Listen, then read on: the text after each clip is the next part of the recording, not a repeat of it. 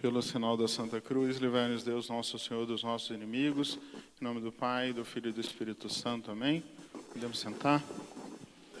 Reverendíssimo Padre José Carlos, Reverendíssimo Padre Fabrício, amados irmãos e irmãs, em nosso Senhor Jesus Cristo. A novena de Nossa Senhora das Graças, como toda novena solene, não poderia deixar de ser ocasião de 9 dias de graças.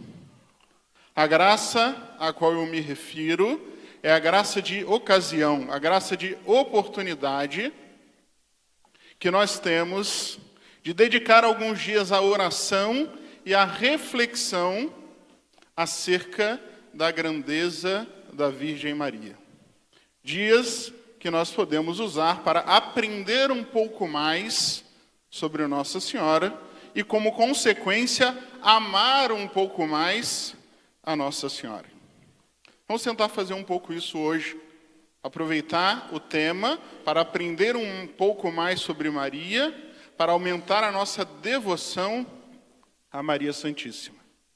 O tema de hoje é vida, doçura e esperança. Vida, doçura e esperança, palavras que nós usamos para falar da Virgem Maria, né? Salve Rainha, Mãe de Misericórdia, vida, doçura e esperança. São palavras que nos ajudam a entender um pouco mais sobre quem é essa nossa Mãe de Misericórdia. Vamos aproveitar essa ocasião para aprendermos aquilo que existe de mais importante para se aprender, ou melhor ainda, para se relembrar, porque vocês já sabem, acerca da Virgem Maria. De tudo aquilo que a Igreja ensina sobre Nossa Senhora, as coisas mais importantes são aquelas coisas que nós chamamos de dogmas marianos. São 4 verdades de fé que nenhum católico pode deixar de acreditar. Todo católico é obrigado a professar essas 4 verdades.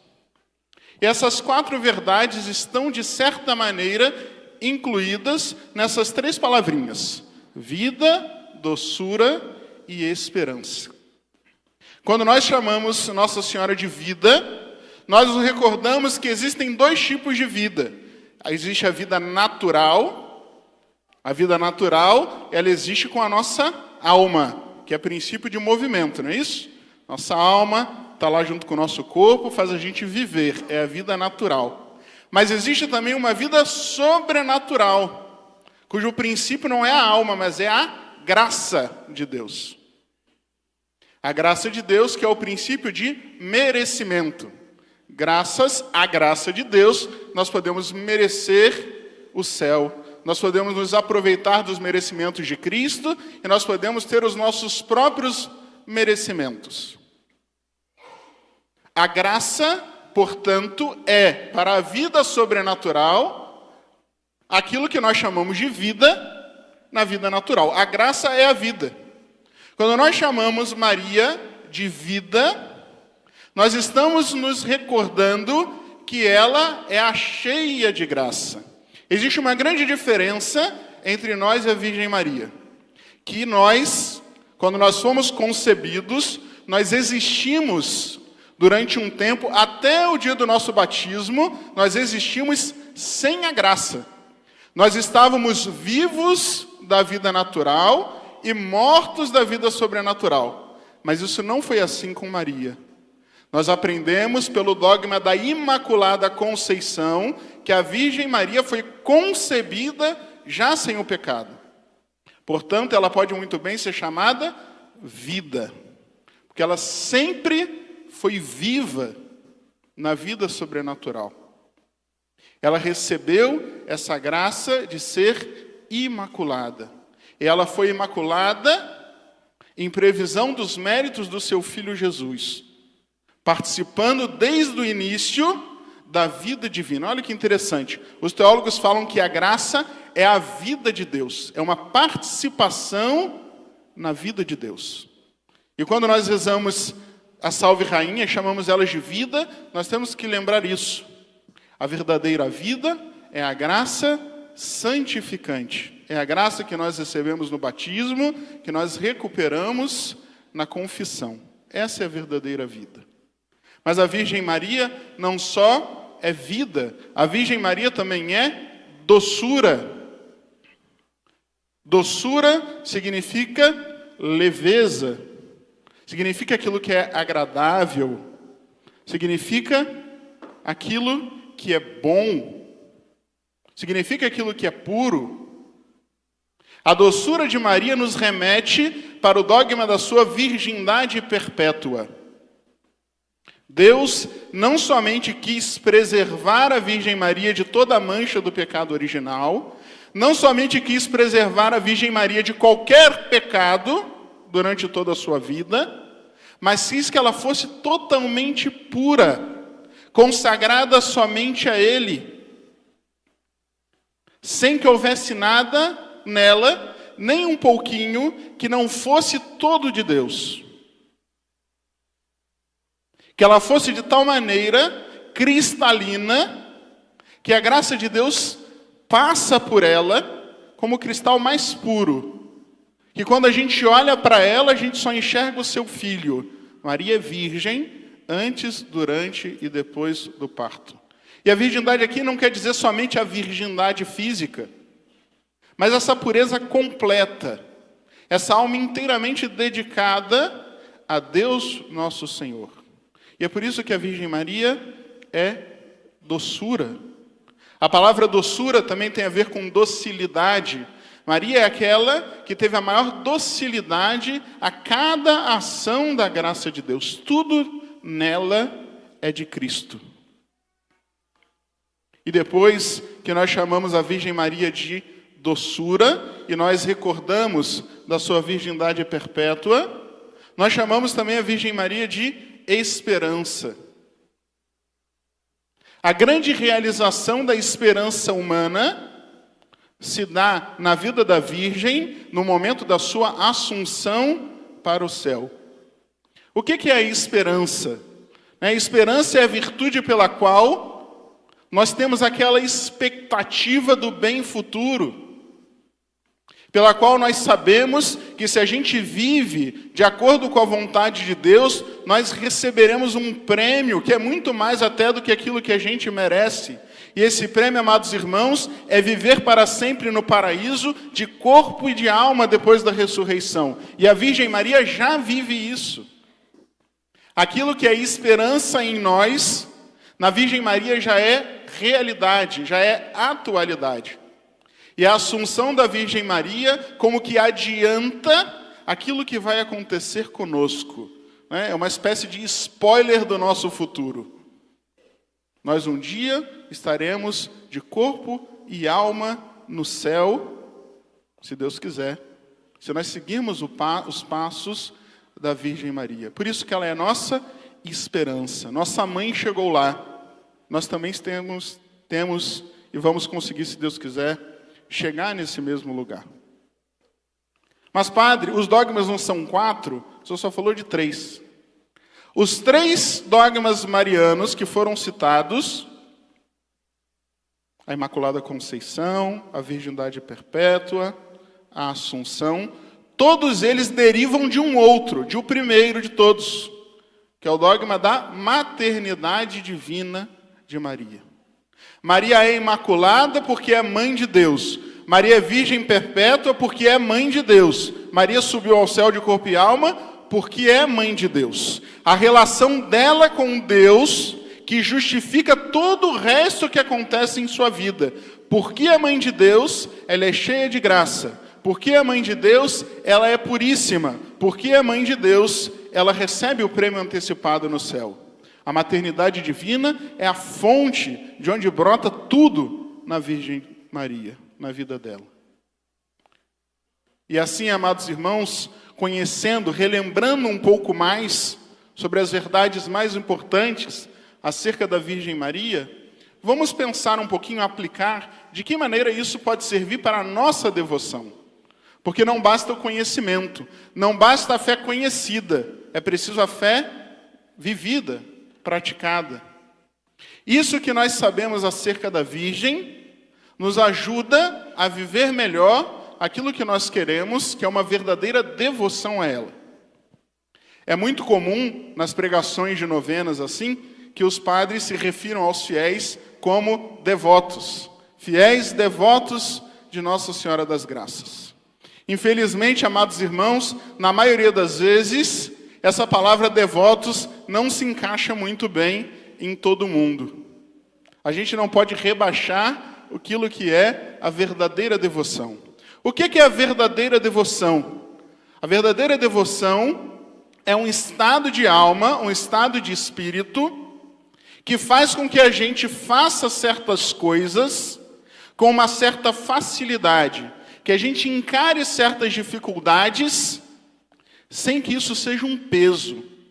Vou explicar de forma simples. Imaginem só, 2 mulheres que vão cozinhar.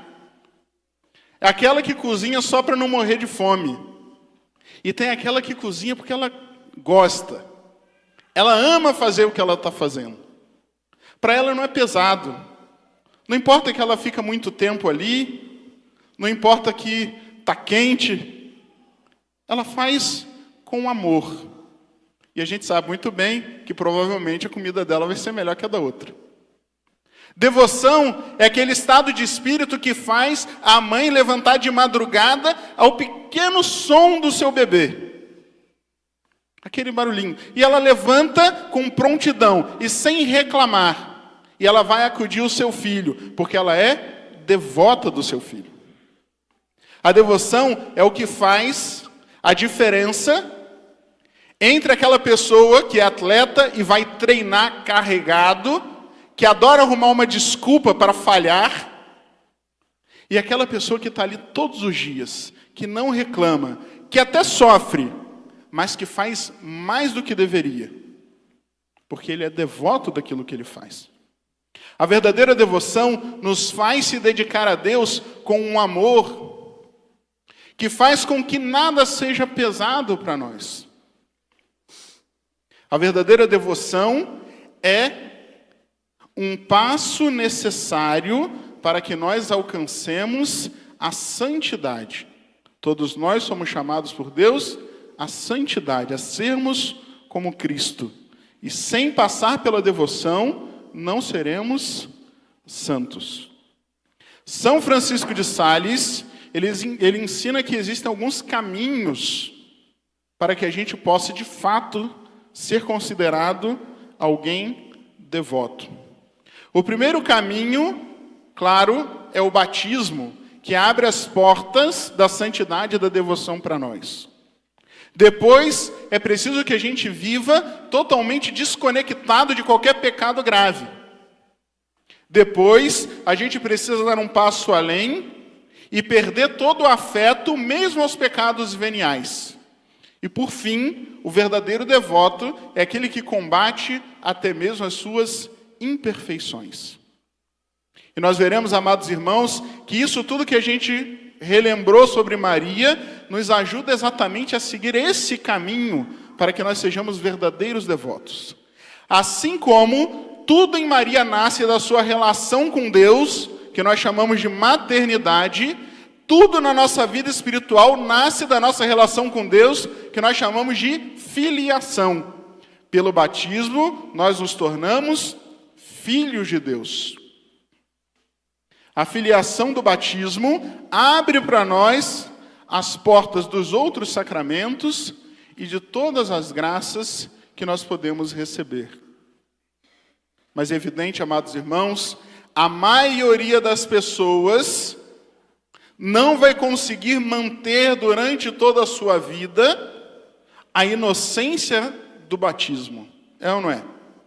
Quantas pessoas foram batizadas e vai poder viver o tempo inteiro sem pecado mortal nenhum? É difícil.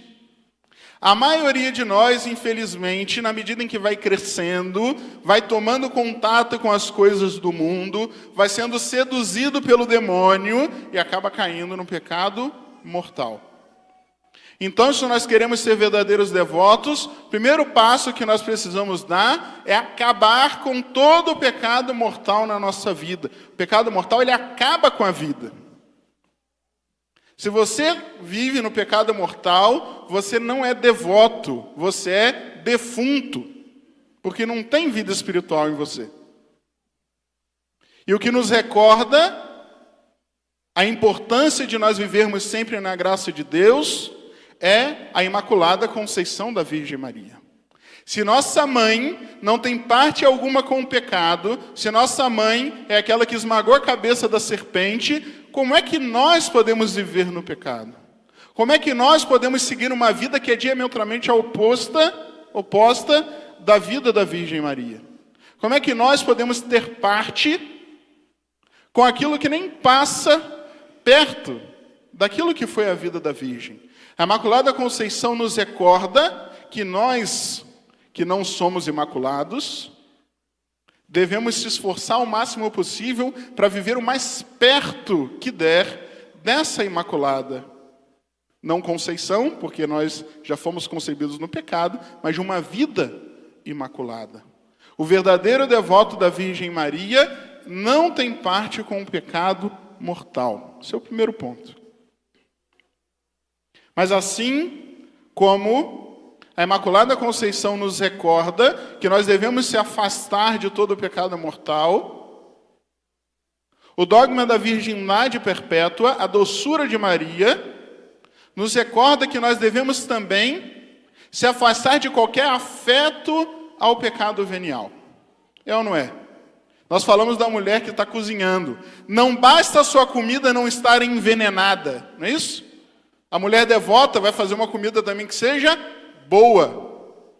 Se você recebe uma visita na sua casa, você não vai dar um copo d'água se o copo estiver todo quebrado, porque copo quebrado não para a água. Mas você também não vai dar um copo rachado e nem sujo. Por quê? Porque você quer receber bem. Se a gente quer ser verdadeiro devoto, não basta que a gente não tenha parte com o pecado mortal. É preciso que a gente purifique o máximo da nossa alma.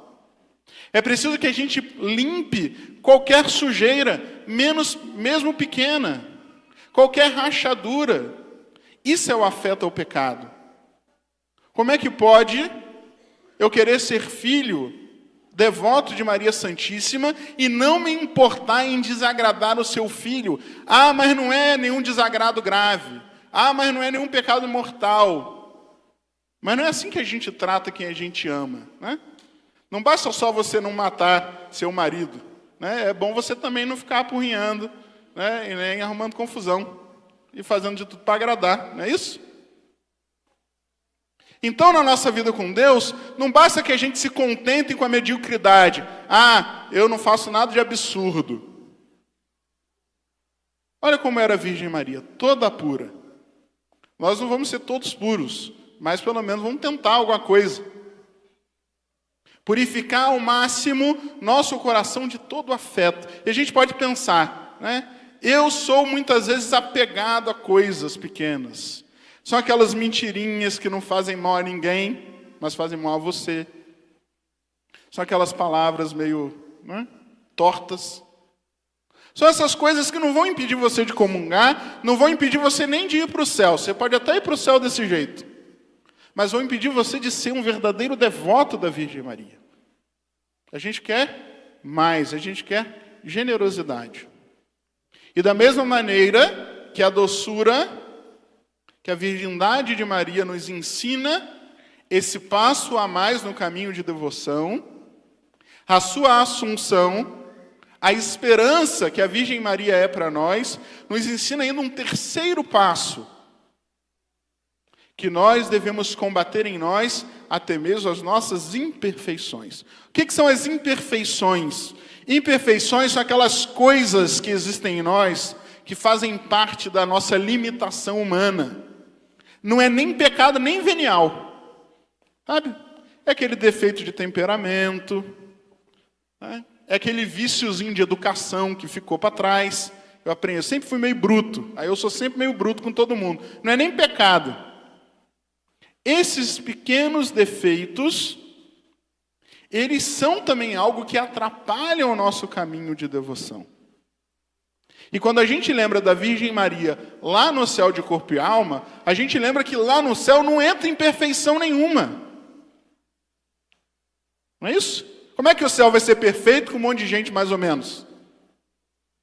Lá tem que estar todo mundo o melhor possível.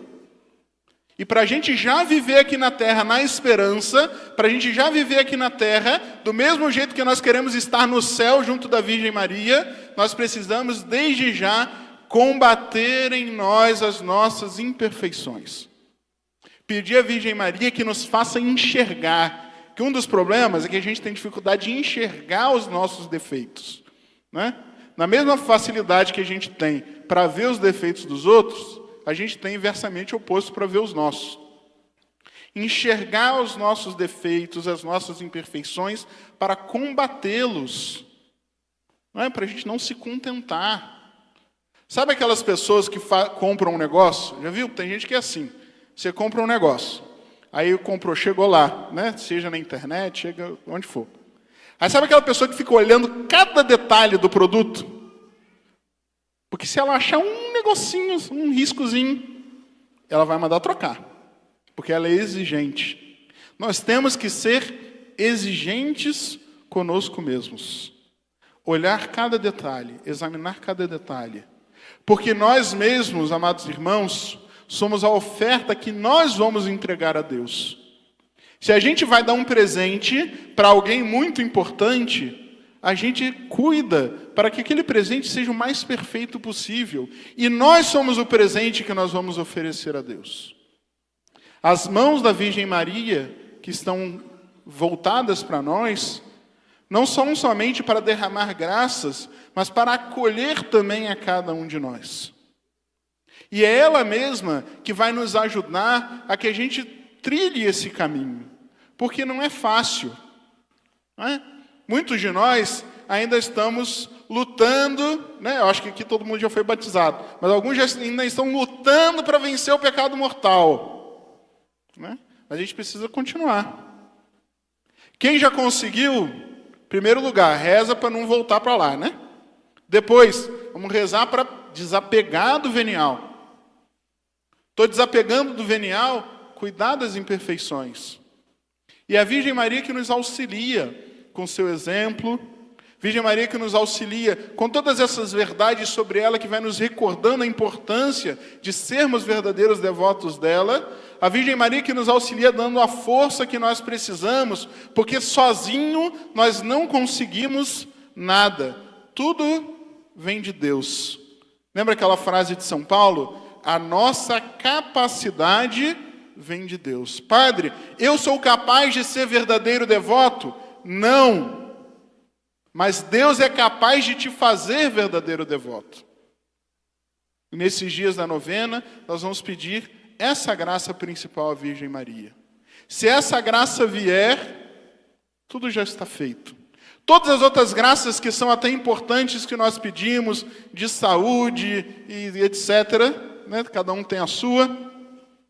Tudo isso é secundário diante da verdadeira graça de que é sermos santos diante de Deus e diante de nossa Mãe Santíssima. Para que a Virgem Maria lá do céu olhe para nós e enxergue em nós a face do seu Filho Jesus. É isso que ela quer ver. Não quer ver mais seu rosto não, já chega, já está cansada. Ela quer ver o rosto de Cristo em você.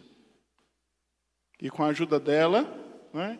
Ela que é poderosa para moldar em nós a face de Cristo, com a ajuda dela nós conseguiremos, porque ela na sua assunção nos ensina esperança. Nós não vamos desistir de ser santos, nós vamos se esforçar e vamos lutar até o último segundo da nossa vida. Que a Virgem Maria, vida, doçura e esperança nossa, nos alcance essa graça, em nome do Pai, e do Filho e do Espírito Santo. Amém.